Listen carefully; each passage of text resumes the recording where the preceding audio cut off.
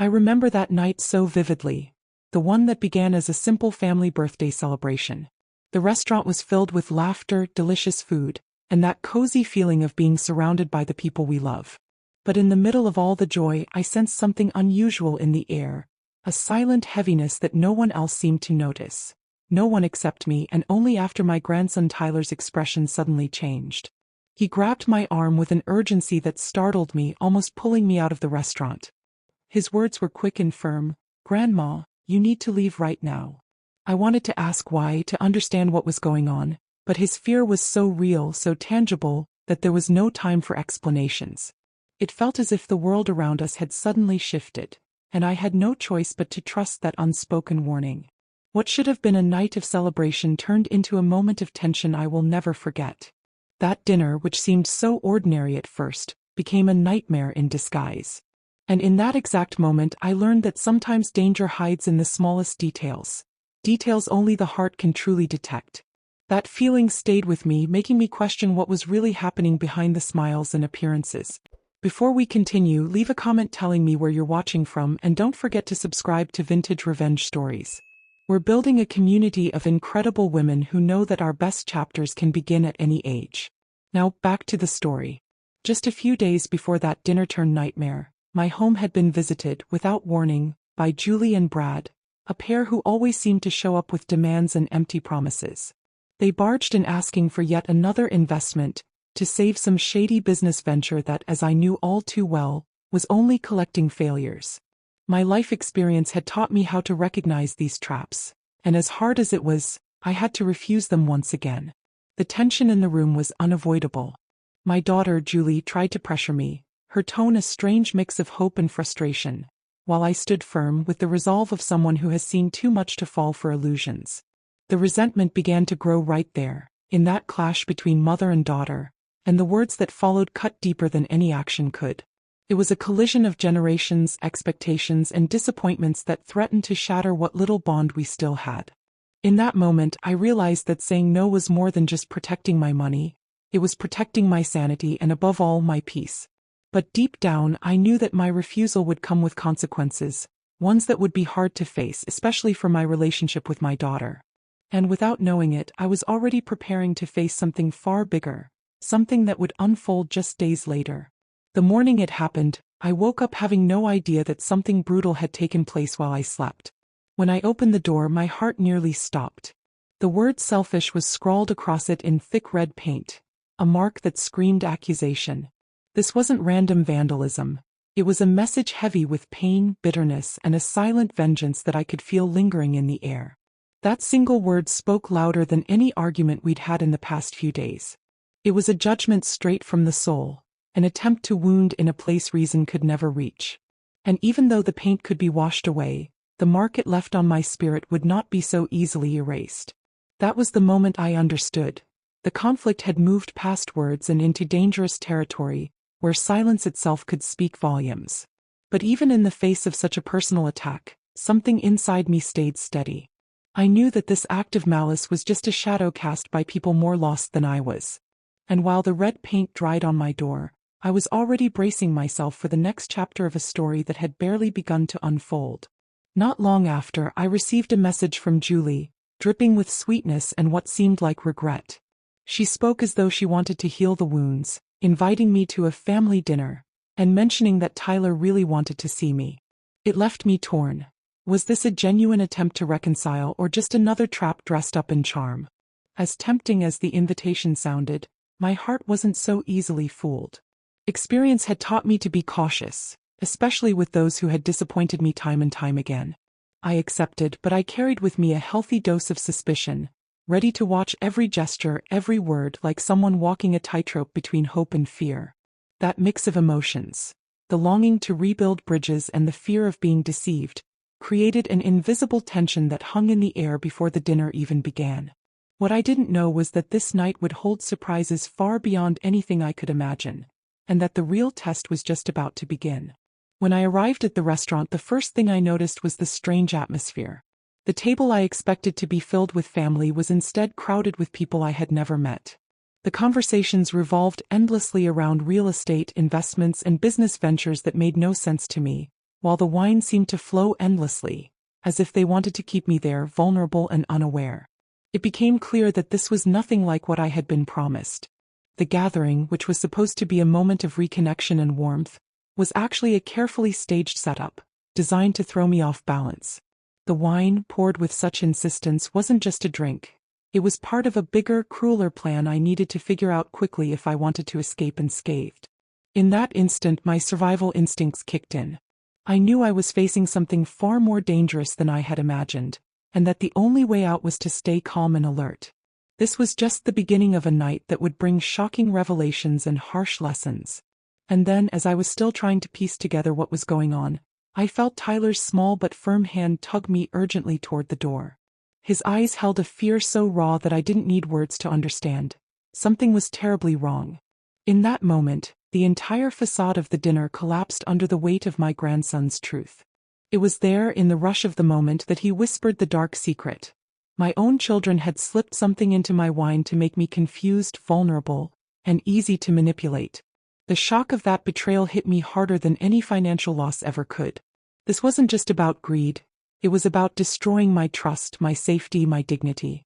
The truth, as painful as it was, gave me the strength to act, not as a passive victim but as someone ready to fight back.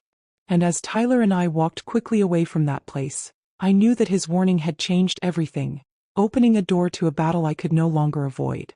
As we hurried down the sidewalk, Tyler told me everything, his voice shaking but his words steady. Julie and Brad had planned that dinner down to the smallest detail.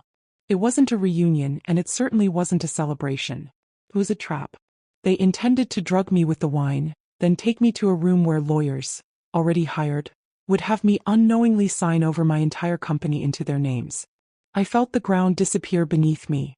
This wasn't just greed, it was cold calculation, cruelty.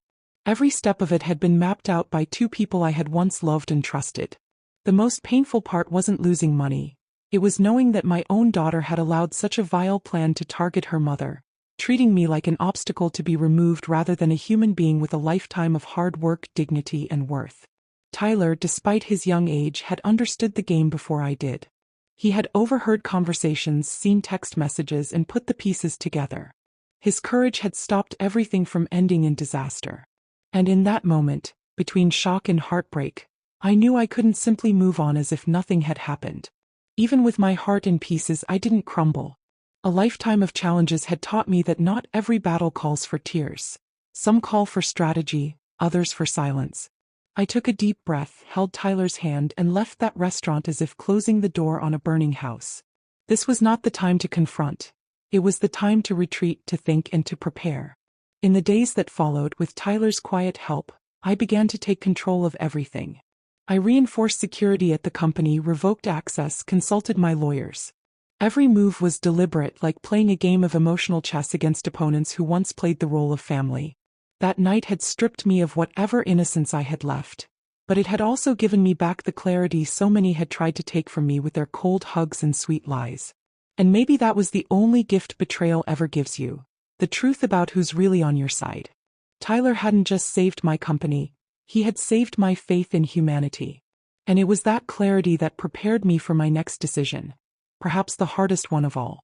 I looked at everything I had built, brick by brick, contract by contract, sleepless night after sleepless night, and I knew with fierce certainty that no one was going to take it from me. My company wasn't born out of favors or shortcuts. It was born out of courage in a time when no one believed in me. And now, even wounded, I wouldn't be manipulated. Not by a daughter's emotional blackmail, nor by an opportunistic son-in-law's greed. With Tyler by my side, I began to shield myself like never before. I placed my assets under legal protection, transferred part of the company's control to a trusted board, and gathered proof of what had happened that night. Not as revenge, but as strategy. Because pain can be a dangerous weapon when used with precision and wisdom. And in this game, I was no longer the one being deceived. I was the one ready to teach the lesson. Some people grow old searching for peace. Others, like me, grow old awakening the strength they've spent a lifetime hiding so they wouldn't hurt anyone.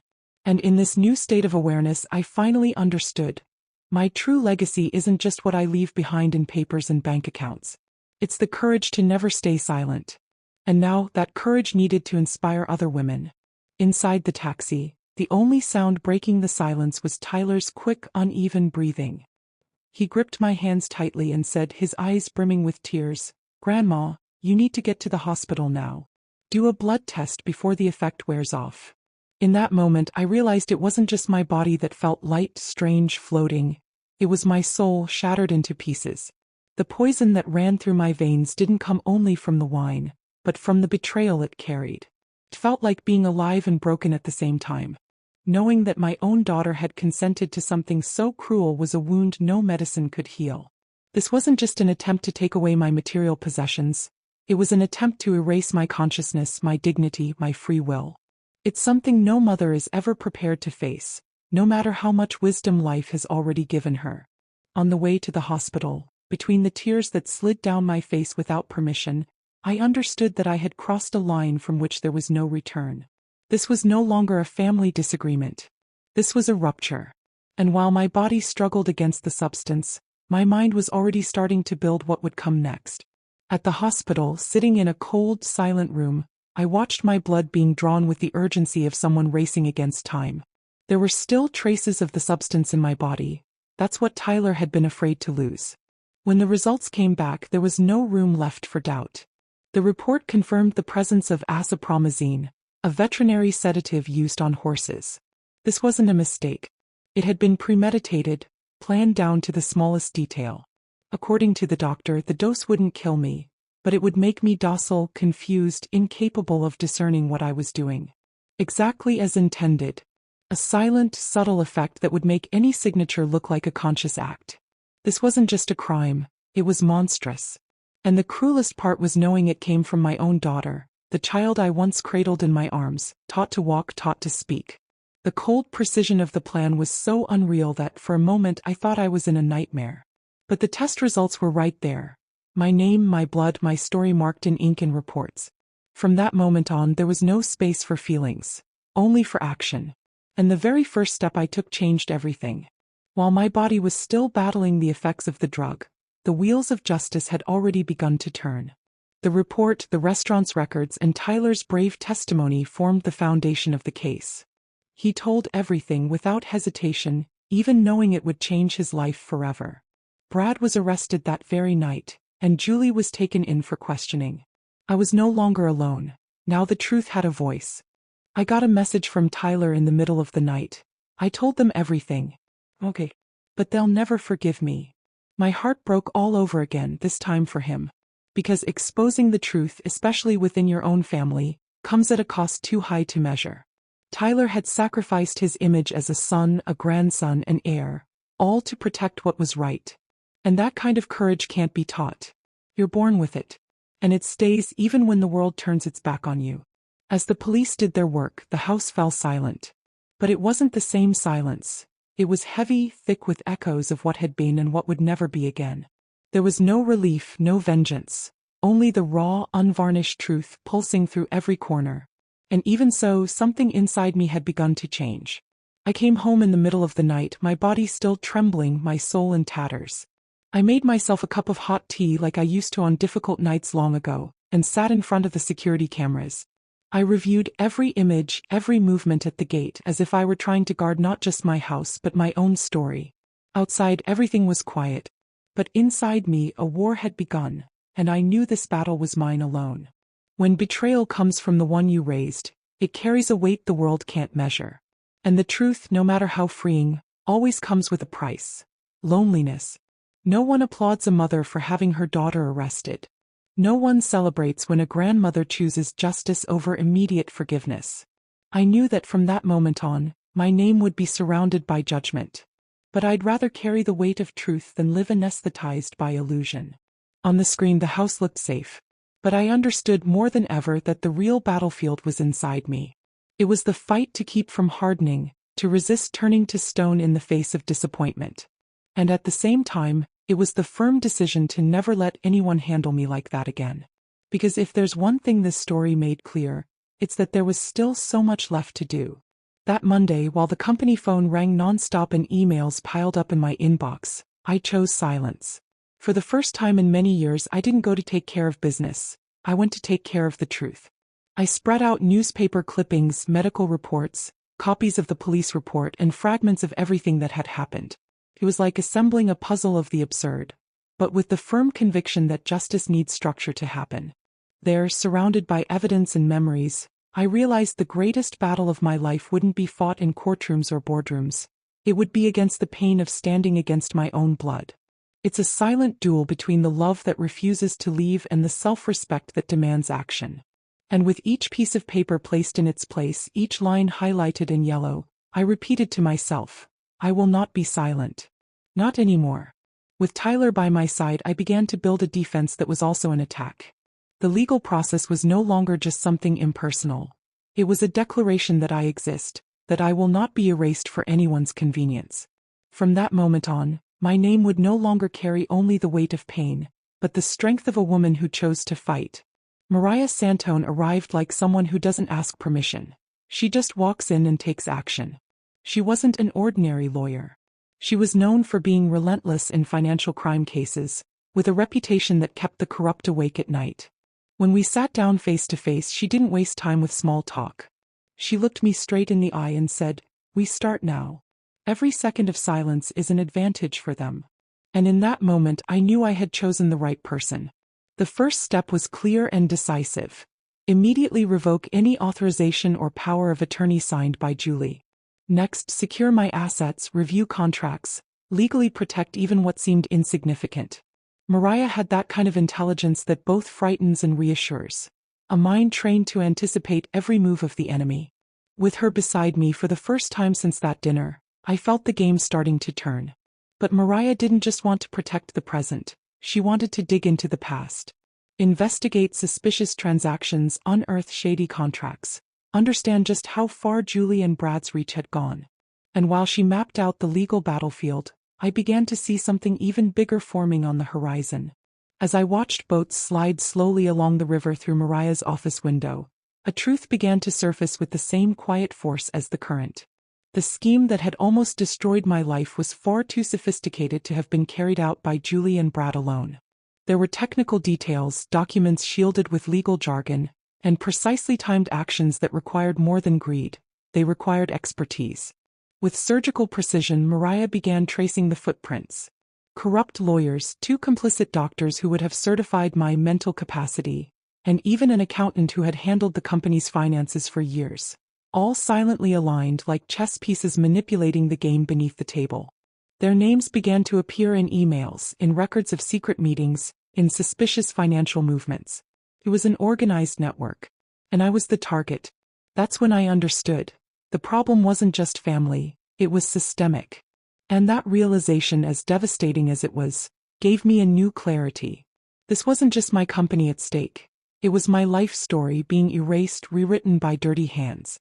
But now, with evidence piling up and strong allies by my side, I had no doubt about what needed to be done. On campus, I saw Tyler walking like a ghost of himself. His eyes distant and heavy. The guilt seemed to weigh on his shoulders like an invisible mountain, and I knew he feared he had destroyed the family forever. It's a crushing burden for someone so young, especially when the betrayal comes from within, from the very people meant to protect you. But in an honest conversation, I reminded him of something he needed to hear. He wasn't the one who destroyed the family. It was his mother who chose a dark path of greed and manipulation. Tyler, with his courage and integrity, not only exposed the truth but also saved what could still be saved. He was an invisible hero, a guardian who faced the storm with bravery. That recognition, however small, began to lift a little of the weight he carried. Because sometimes, being the light in the middle of the darkness means carrying more than you could ever imagine. And while Tyler tried to find his place in this new reality, I knew our fight was far from over, and that the next step would demand even more strength. Julie came back with that calm, almost sweet voice, trying to turn what was a crime into nothing more than a simple misunderstanding.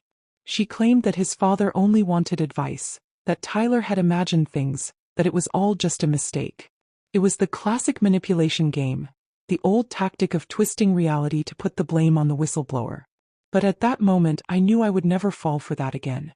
The medical reports, the security camera footage, the documents I had personally organized, and most of all, the steady, determined look Tyler and I exchanged, dismantled every single one of her lies. The truth was out there, raw and undeniable, impossible to ignore or cover up. There was no longer any room for doubts, excuses, or emotional manipulation. Reality was screaming too loud to be ignored. And it was there that I understood this battle wouldn't just be fought in court. It would be a war for our very sanity, and for preserving whatever was left of love and respect in our family. While Julie tried to snuff out the light of truth, Tyler and I were ready to keep it burning, no matter the cost. When Tyler told me what he had uncovered, a cold shiver ran down my spine. If that scheme had succeeded, it wouldn't just have been about stolen money. They had planned to have me legally declared incompetent, a true erasure of my existence. They would control my assets, my healthcare, every single decision I could make. It was an invisible prison, dressed up in the clothing of the law. That revelation brought to the surface just how greed can transform into cruelty in disguise. It wasn't enough to take what was mine. They wanted to turn me into a shadow of myself, a puppet with no voice and no will. And the most terrifying part was that it would all be done under the appearance of legality, with signed papers and official stamps, making the injustice nearly impossible to fight. But the truth in all its force had come to shatter that twisted plan. And as I listened to Tyler lay out every step of the plot, I felt a fire grow inside me, one that would never again allow anyone to trample on my life or my dignity. And it was that fire that prepared me for the next battle. I had no more tears left to cry. The time had come to act with the cold precision of someone who knows every wound and exactly how to heal it. I began organizing files, gathering evidence, naming every accomplice, every scam, every lie that Julie and Brad had woven with such arrogance. It was a silent war, but an unforgiving one, fueled by the kind of justice only someone who has been betrayed can crave. The precision of my movements even surprised me. There was no room for mistakes or impulses. Every document reviewed, every contract examined, was a firm step toward rebuilding what they had tried to destroy. My revenge wasn't a desperate scream, but a strategic plan. The action of a woman who refuses to be a victim and instead becomes unstoppable. And as I mapped out that route, I knew I wasn't just fighting greed and lies. I was reclaiming my own identity, my story, and the legacy that no one, not even those who call themselves family, could erase. It was the start of a new chapter written by my own hands. The investigator's report hit the table like an unappealable sentence. Julie had stolen nearly $400,000 from elderly clients, vulnerable people who had trusted her, now left betrayed and defenseless.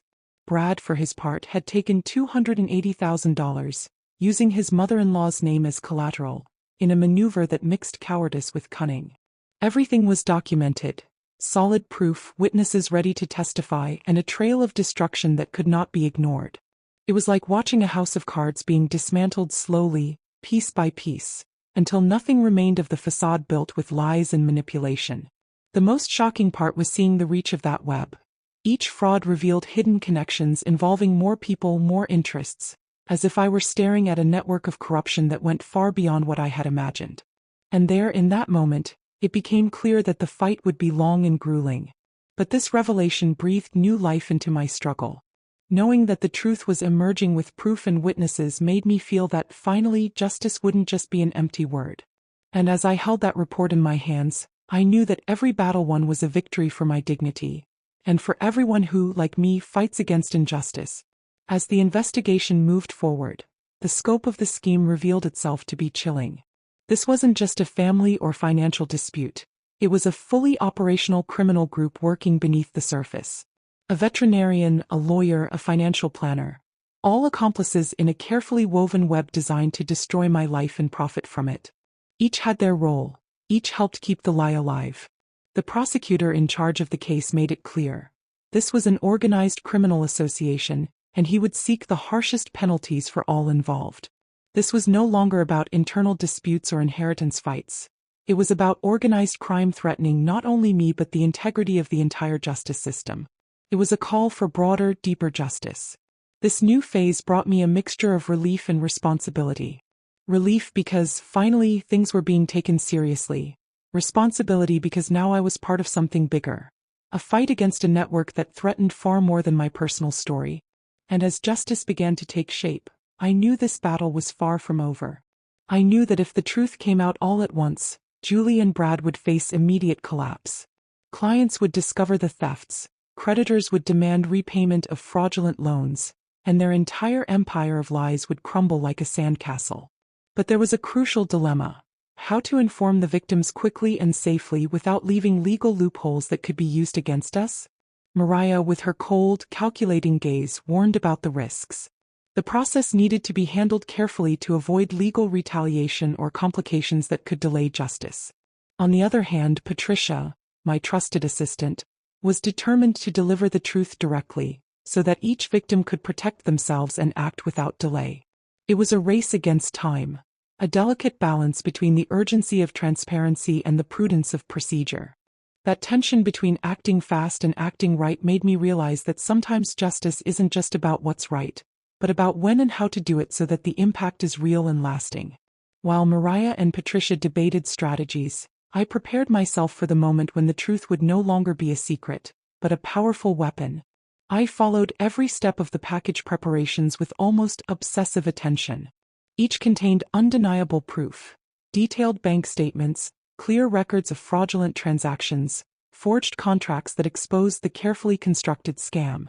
The responsibility of getting those documents into the right hands was enormous, because inside them was the hope of justice for 24 victims who deserved to know the truth. Watching those packages being delivered one by one gave me a mix of relief and anticipation. Relief at finally tearing off the mask that had hidden so many lies. Anticipation for the impact this revelation would cause. I believed that once they received this proof, the victims would not only understand what had happened but would unite into a force strong enough to tear down the web of corruption that had been sustained for years. It was more than a bureaucratic act. It was a collective cry for freedom, a call for each person to take control of their own fate and confront those responsible. And as I watched it all unfold, I felt this was the moment when the game truly began to turn. The first call came quickly, like a whisper turning into a storm. Margaret Chin, an elderly and trusted client, had just discovered she'd lost nearly $30,000, an amount that, for many, represents the safety net of years of hard work and sacrifice. Her shock and outrage were only the beginning of a chain reaction no one could control. Emergency auditors were called in to speed up the investigations, while other victims began to emerge from the shadows, reporting losses that had once seemed invisible. Pressure was also mounting from Brad's creditors, demanding immediate repayment and threatening to freeze assets and accounts. It was a whirlwind that showed just how deeply that web of lies had taken root. And in the middle of that storm, I could feel that the truth, finally revealed, had begun to fulfill its most powerful role, awakening not only the victims but an entire justice system that had been asleep until then. And this was only the first wave. As the carefully built house of cards began to crumble, the real consequences came crashing down with relentless force. Tyler told me that Julie had been suspended from her job, facing a storm of internal investigations and accusations. Brad, on the other hand, was desperately scrambling to find lawyers, trying to patch together fragile defenses to contain the damage he himself had helped create. The irony of that moment was cruel, yet it also served as a bitter lesson about the choices we make. Those who spent years crafting lies and manipulation were now reaping the bitter fruits of their own actions. The very family that once tried to destroy me and my reputation was falling apart right before their eyes, with no room left to deny the obvious. And as I watched that downfall unfold, I felt it wasn't just a personal victory. It was a necessary breaking point for something new to be born. But there was still more to come, and the ending to this story was far from written. Patricia was firm when she spoke with Tyler, making it clear that what we sought was not revenge but justice. After years of tolerance and silence, we had finally stopped protecting those who betrayed the trust not only of our family but of so many innocent people. It was a turning point, a moment when the truth became the greatest weapon to ensure that crimes like these would never happen again. That decision to act with justice rather than anger or revenge brought an unexpected relief. Because true justice isn't about destroying others. It's about restoring balance and protecting the vulnerable. And as Tyler listened to those words, he understood that his courage had paved a path that went beyond the personal. It was a legacy of integrity and hope. I also realized that by choosing this path, I was freeing myself from the chains of the past. The fight would continue, of course, but now with purpose and clarity. The truth was no longer a threat. It was our light for the future, illuminating a way where justice would prevail. While Julie faced the fire of justice, I watched closely as Patricia received genuine support from those around her. Business partners, neighbors, and friends rallied around her, proving that family goes far beyond blood. It's built on trust, values, and mutual respect. It was in that moment I understood that even in the darkest hours, true support networks emerge from the most unexpected places. Tyler, for his part, stood strong by my side, a pillar of integrity amid the chaos. His choice to follow the path of truth not only strengthened our fight but inspired everyone around us to see that it's possible to be brave even when everything seems to fall apart. It's that kind of strength that keeps a family united even when blood ties are broken. This experience taught me that justice and truth don't exist in isolation. They need the support of community to thrive. And as Patricia received that positive energy, I knew we were rebuilding something far greater than any conflict. We were creating a legacy of honesty and love. 2 weeks later, the headlines confirmed what we already knew in our hearts. Justice had prevailed. Julie was sentenced to 5 years in prison for fraud against the elderly, and Brad received 3 years for fraud and conspiracy. That criminal network, which had seemed invincible for so long, was finally collapsing under the weight of undeniable evidence and truth. Watching that empire of lies fall was a moment of deep relief, but also a reflection on how justice is a constant, necessary battle. The accomplices who had trusted the shadows to hide their deeds lost their licenses and credibility, forever marked by the downfall they helped build. The feeling that the cycle was closing was both liberating and challenging at the same time. As the headlines came and went, I knew that victory wasn't mine alone. It belonged to everyone who fights to let the truth prevail, even when the path seems impossible. And though this chapter had come to an end, the story was far from over. Sitting on the porch now, surrounded by flowers that seem to celebrate life, I feel a peace only those who've weathered the storm can know. By my side, my grandson Tyler shares this silence filled with hope and determination. I've learned that justice is not revenge. It's the path to healing, to reclaiming dignity, and to building a legacy that truly matters.